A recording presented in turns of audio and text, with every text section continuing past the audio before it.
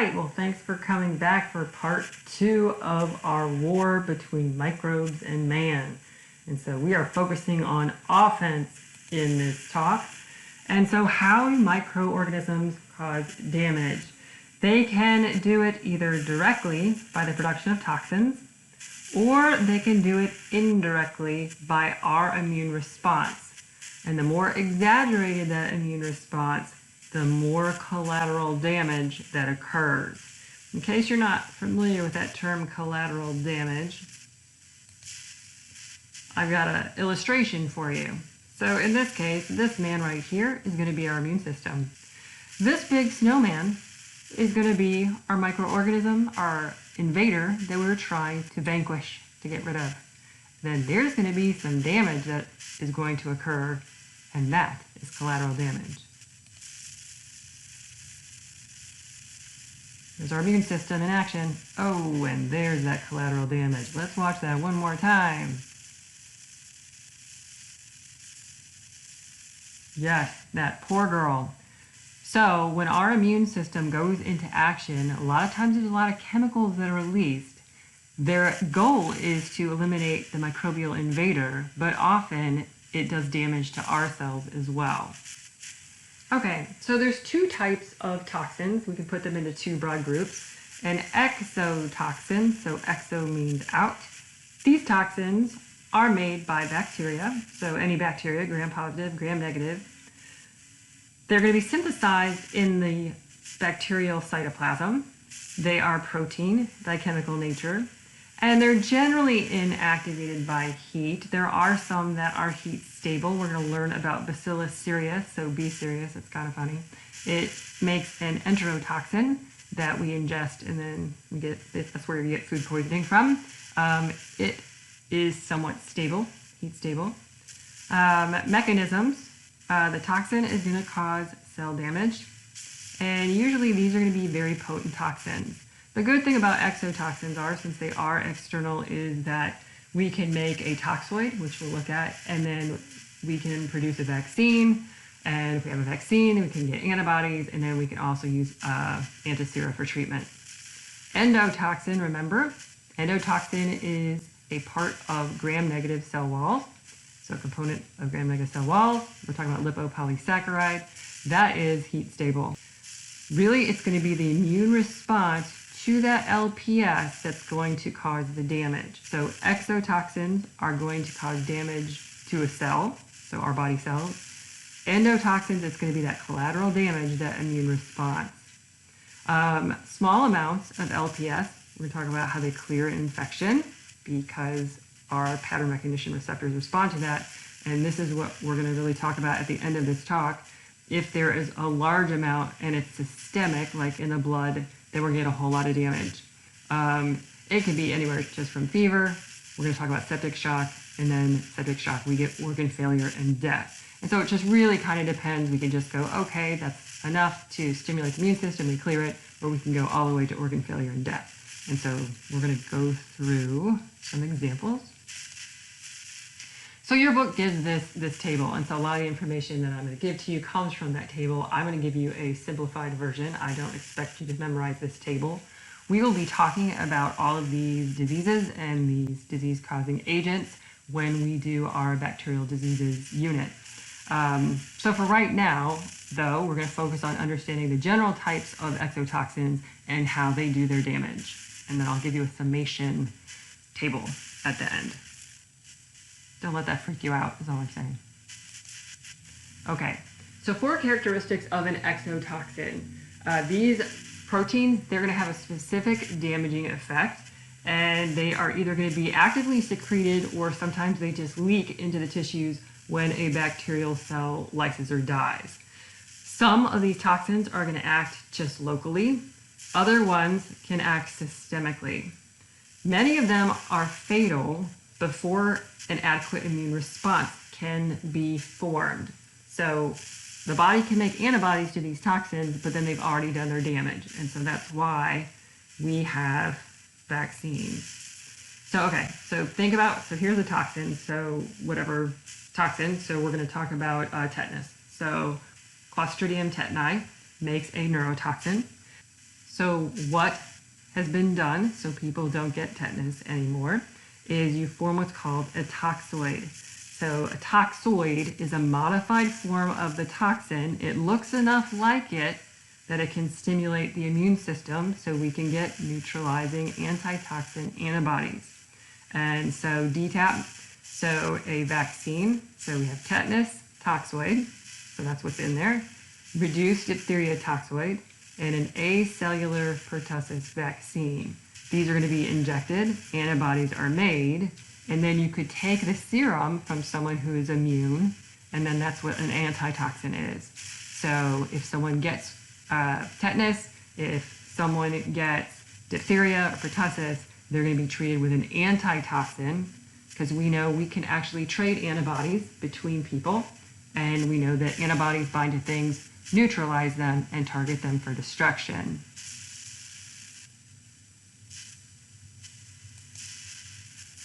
All right, so let's just look at some general classes of toxins.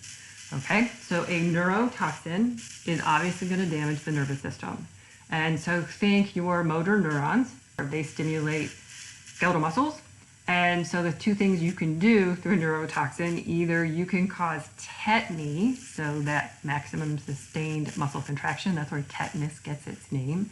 That's what the tetanus toxin does. Or you can go the other way and get paralysis, and that's what the toxin made by Clostridium botulinum, so botulism does. Okay, so neurotoxins, you can get too much muscle contraction or not enough, and then you have paralysis. Enterotoxins, entero means intestine. You see enteric, entero, always talking about the intestine. So these are going to cause intestinal disturbances. So yes, you can get both ends. A subset of enterotoxins are emetic toxins, and so that's when you get vomiting. But enterotoxins too, they can cause diarrhea. Another general class of toxins are cytotoxins. So cyto means cell. So these types of toxins are actually going to damage and kill multiple types of cells. It just depends on the particular cytotoxin. One surefire way to kill a cell is by stopping protein synthesis, or some of these are going to attack the cell membranes. And we'll look at some of the ways that it does that. These are usually going to have names like hemolysins or leukocidins. So when you see lysin or cidin, then it's going to be a cytotoxin. There's 4 categories of exotoxins. They can be categorized by their structure and their mechanism of action. So AB toxins, we'll look at those in a minute. They have an A subunit and a B subunit. Membrane damaging toxins, these are all going to be cytotoxins. We'll look at some different ones of those. Super antigens, yes, just like a superhero, there are super antigens. Super antigens do a whole lot of damage by producing what's called a cytokine storm. So we're going to lose the specificity of our immune system. We're going to get a whole lot of cytokines. Remember, cytokines are the voices of our immune system. So we're going to have a whole lot of immune system activation that's actually going to do damage. And then they kind of, your book lumps them together, so I'm perfectly fine to do that. Other toxic proteins that are going to cause tissue damage. So we're just going to kind of work through these 4 categories of toxins. Okay, so let's first look at AB toxins, and yeah, they have an A subunit and a B subunit. B stands for binding, and so these toxins, they're going to bind to receptors on their target cell. Then they're going to be taken in by endocytosis, and it's this A part that's actually going to do the damage. Okay, so let's look at some examples over here. So Bacterium Diphtheriae causes the disease diphtheria, and this is a respiratory disease. And so this AB toxin, what it actually does is it is going to inhibit protein synthesis, and it is going to kill cells in the throat. And what happens is you get what's called a pseudomembrane, and it basically kind of covers over the opening of the throat. This particular toxin also helps that microorganism to be carried in the bloodstream, and it can go to other organs and do damage, so like the kidneys and the heart. Cholera is caused by the bacteria Vibrio cholerae, and so what this is going to be an enterotoxin that's going to cause a whole lot of watery diarrhea. Bacillus anthracis is the causative agent of anthrax. And so there's respiratory anthrax and there's cutaneous anthrax, so like from skin lesions. But anthrax is a very lethal disease, and its toxins have names that go with that. And so there's one binding subunit and there's two active subunits. So it has lethal factor, which it's in the name, it's going to kill you, and then edema factor, so it just kind of causes a whole lot of swelling in the tissues. And so those are all AB toxins. The cool thing about AB toxins, yes, there's an upside, is that B unit, that binding unit, can be used to make the vaccine. They're also using the B subunit as sort of a carrier to deliver pharmaceuticals or useful compounds to particular cell types. Remember that binding part is going to bind to specific receptors.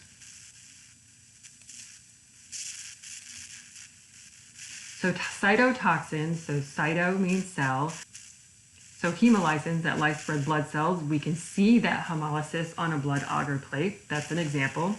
They're pore-forming toxins, so streptolysin, from our friend Streptococcus pyogenes, has so many weapons, can actually just form holes in those macrophages so it can avoid phagocytosis that way. Another type of cytotoxin is a phospholipase. And so you can tell it's an enzyme and is going to attack those phospholipids. So cell membranes are phospholipid bilayers, and this toxin basically just cuts the polar head group off, so cuts that phosphate group off. And so Clostridium perfringens is a gram-positive endospore-forming rod, and it can get inside of wounds and cause gangrene. And so you get a lot of necrosis, so a lot of death of the tissues. So our next group of toxins are called superantigens. And so they're going to cause damage indirectly. So this is that collateral damage from the immune system. So I have put this YouTube video in your list of helpful links. I did snag this picture because he did such a great job. So I just wanted to give him some credit for this. So remember, so let's go to the T cells. So this is part of that specific immune system. That T cells have to be presented with their antigen. So this is showing you a dendritic cell. And so here it's displaying the antigen, that little green thing, on an MHC class 2. And then we get stimulation of the proper T cell. And so that's that clonal selection, so monoclonal right here. What a super antigen does is instead of binding in that little cleft, it actually binds to the side in this interaction. So you've got that MHC and the antigen is going to bind right here. And so since this isn't specific, it's going to basically stimulate a whole bunch of T cells. So it's supposed to be 1-to-1, so specificity. Now we've lost our specificity. So instead of monoclonal, now it's polyclonal. So now you have a whole bunch of T cells, both T helper cells and CD8 cells, so the cytotoxic T cells, they're just going to divide. They're just going to divide non-specifically. Those T helper cells are going to get all the B cells excited. So super antigens, what you're going to get when we lose that specificity, we're going to get a cytokine storm. Remember, cytokines are those voices of the immune system that's going to get everything activated. We're going to end up with sort of a systemic inflammation. We can also get fever. Some examples of toxins that create this cytokine storm, they can do other things. So Staphylococcus and Streptococcus pyogenes, they form superantigens.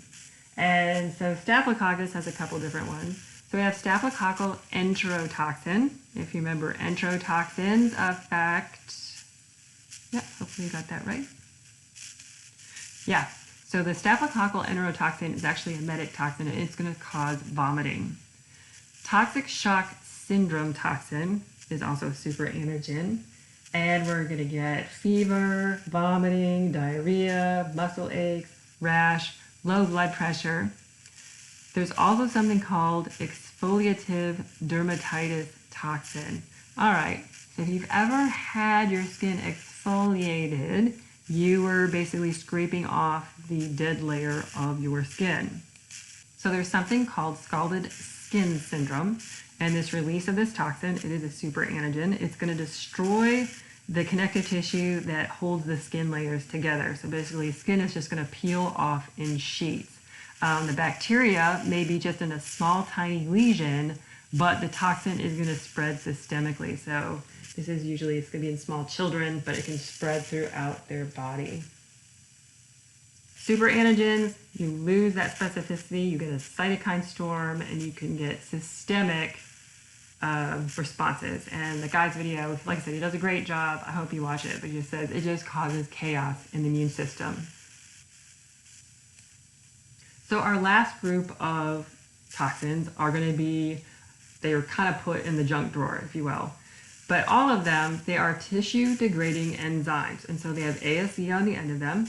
They are hydrolytic. And so hydrolytic enzymes use water to break bonds. And so think of these large molecules that are going to be in tissues. We are then going to break up these connective tissues using a hydrolase. So all these are hydrolases. So lipases break down fat, adipose tissue. Proteases break down protein. Collagenases are a type of protease. Collagen, it's in your skin, it's in your connective tissue, and so it can break that down. Why this would be an advantage is that, one, it's going to destroy tissue, which is bad, but two, it's sort of a way that microorganisms can spread infection, so they can move throughout the tissues.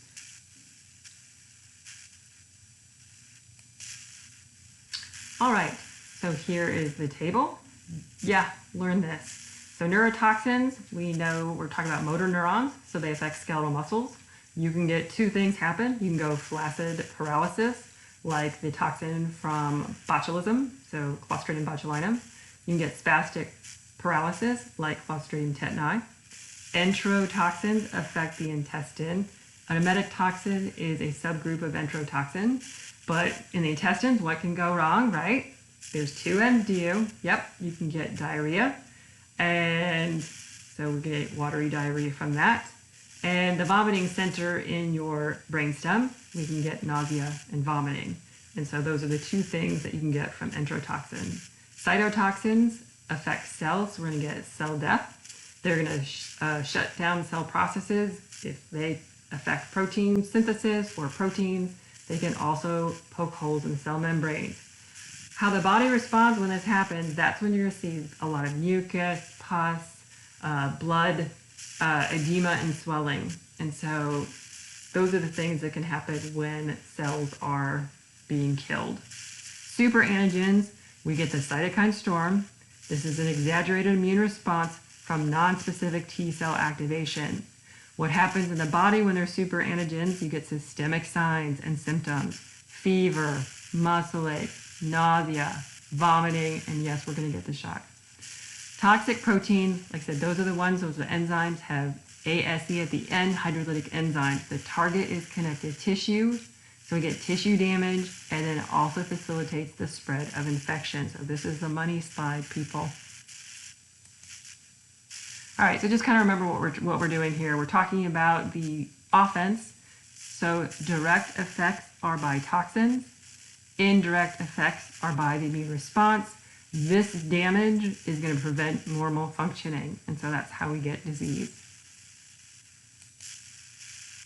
So let's talk endotoxin. So if you remember from our chapter on bacterial structure, gram-negatives have endotoxin. And so this is the cell membrane, we've got the periplasm, we've got a thin peptidoglycan layer, we have another periplasm, and then we have that outer membrane. It's this outer leaflet that is made up of lipid A, which that's really the part that's going to be that endotoxin.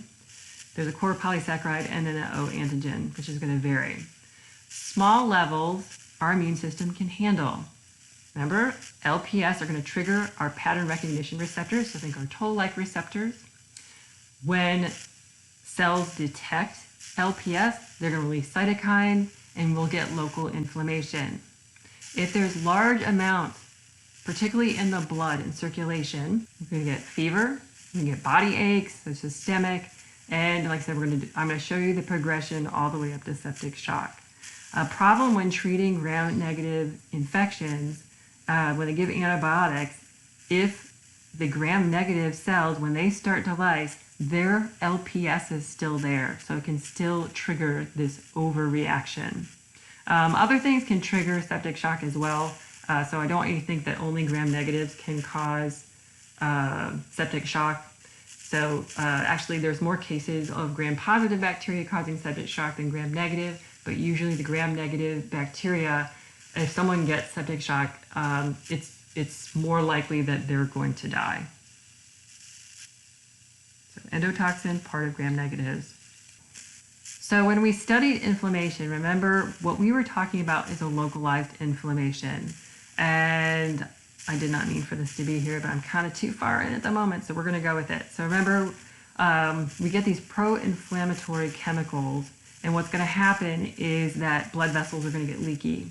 And so white blood cells are going to be called to the area.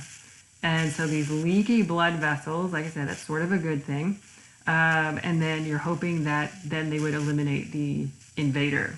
And so remember, our purpose for inflammation, our idea is we're going to make some clotting, we're going to wall off that area of infection, so to localize that response and eliminate the invader. And then also it's going to set the stage for repair. And so that was kind of the whole point of inflammation. When it's local, it's a good thing. So we're going to work our way through this. But endotoxin, like I said, in large amounts, that LPS is going to trigger the immune system. And so we are going to get a cytokine storm. So we're going to have that collateral damage from the immune system. Other things besides LPS can cause shock. Those exotoxins, those super antigens, can cause shock, and then we call it toxic shock. So like that toxic shock syndrome toxin from Staphylococcus aureus. We're going to talk about this connection right here between bacteremia, and that's when we call it septic shock. What happens as shock progresses is you go from either septicemia to shock or just LPS all the way through to shock. The two big things with shock is a dangerous drop in blood pressure and disseminated vascular clotting. Why we care about shock is about 40 to 60% of people that go into shock die. All right, so let's look at the progression of what happens. So like I said, if an infection is localized, you have localized inflammation. But now you've got bacteria in the blood. So emia means in the blood, always. So you can have bacteremia, you could have toxemia, that's if toxins are circulating in the blood. If you have virus particles circulating in the blood, then it's called viremia. Okay, but usually the blood is sterile. Sometimes bacteremia happens, and it is transient and it's harmless. Every time you brush your teeth, you are probably introducing some of the microbes from your oral cavity through your gums into your bloodstream, and the body takes care of it. If there's a lot of bacteria in the blood, however, then we get that inflammatory response, and so that's called sepsis. Remember, sepsis, that means there's harmful contamination. So aseptic is without contamination, sepsis, there's contamination. And some of the symptoms of sepsis, and like I said, when you go to clinicals, they're going to give you your own little mnemonic, but I just snagged this off the internet. The big thing I remember is systemic. A person feels like crap, okay? So other things, shiver, they can have fever, or it depends, they could also feel very cold. Usually it's extreme pain, discomfort, they feel awful. They're going to look either gray or pale. They are going to have some sort of behavior. Either they're going to be sleepy, difficult to arouse, or they're going to be confused. And like I said, the big thing is they're going to look and feel like death. You can also get rapid breathing, so shortness of breath as well. But like I said, they're going to look like death. And so that's going to be sepsis. So when you hear someone has sepsis, that's bad. It becomes septic shock. So we've got bacteremia, sepsis, that inflammatory response, you feel and look like death, and then the next step is septic shock. And so that's when you get that dramatic drop in blood pressure. So you have a whole lot of fluid that has left and gone into the tissues. Also with this, it kicks off the clotting cascade. So the word disseminated just means scattered. So you get scattered blood clots, so intravascular clotting, so inside the vessel, so inappropriate blood clotting. This is going to block blood flow going to organs, so you get ischemia, so low oxygen. It's going to lead to organ damage. Often happens in the kidneys, but it can happen anywhere. And then it's going to lead to death. And so it's sort of just a progression. Normally blood is sterile, and we want to keep microbes out of the blood. We go from bacteremia to sepsis to septic shock. And septic shock has about a 40 to 60% mortality rate. Okay, so that's what was meant by here, and this is that summation slide for the difference between exotoxins and endotoxins. So damaging effects of the immune response. You can get inflammation, and so when those phagocytic cells and other immune cells, they release their chemicals and toxic products that can damage tissue. That's the case in bacterial meningitis. Also certain STIs, so sexually transmitted infections, so chlamydia infections, or gonorrhea. That inflammation process can lead to scarring, so not regeneration, but to scarring. And so that can damage, it's one of the causes of infertility. Then you also have that exaggerated or inappropriate immune response. We just talked about that cytokine storm.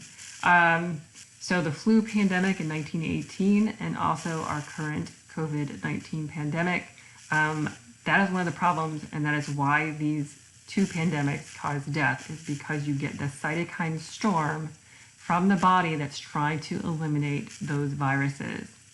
Immune complexes are antigen-antibody complexes, and they can form and settle in different areas of the body. So when they settle in the kidneys, it's called acute glomerular nephritis.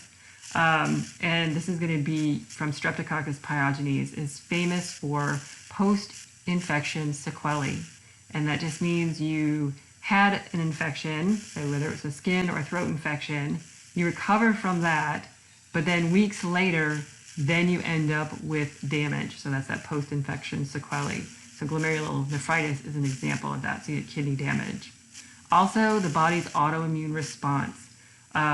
We talked about that high hyaluronic capsule of Streptococcus pyogenes looks like high hyaluronic acid in our connective tissues. And so the antibodies that were made against that capsule of Streptococcus pyogenes, they bind to our tissues, and anytime you get binding, then you get that, then that tissue is targeted for destruction. And so you get rheumatic fever. That's going to affect the heart muscle and the joints. And so the immune system does a great job most of the time in preventing disease. There's over-exaggerated, or in this case, inappropriate immune response that also does that collateral damage. Yeah. Okay, well, that's all I have for you. As always, I'm here if you have any questions. You have a great day.